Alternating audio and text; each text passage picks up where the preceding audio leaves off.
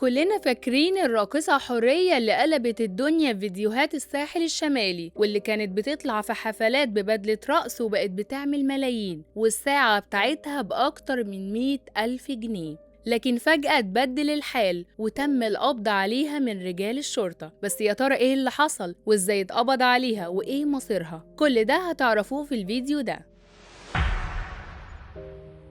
خلال الساعات اللي فاتت رجعت الراقصة حورية ترند الساحل الشمالي للظهور من تاني علشان برضه تخطف الترند، لكن المرة دي بطريقة مختلفة بعد القبض عليها. وزارة الداخلية كشفت عن مفاجآت بعد القبض عليها، أبرزها إنها أصلا ما طلعتش اسمها حورية، ده طلع اسمها الحقيقي حنين. مش بس كده، وكمان طلعت لسه صغيرة عندها 23 سنة. جهاز مكافحة جرائم الآداب العامة قال إن القبض على الراقصة حنين جه بسبب رقصها في الكباريهات، وكمان بسبب نشر فيديوهات وصور على السوشيال ميديا اللي ظهرت فيها في الساحل، واللي تعتبر غير أخلاقية ومخالفة لقيم وتقاليد المجتمع المصري وعاداته. حنين المشهورة بحورية اتعرفت خلال الفترة الأخيرة في الأوساط الليلية والكباريهات بالرقص بطريقة غير لائقة، ومع موسم الصيف انتشر ليها فيديوهات كتير جدا لحفلات أحياتها في الساحل الشمالي والاسكندرية والقاهرة، وكانت لابسة بدل رقص، واتقال عنها إنها بقت أغلى راقصة في مصر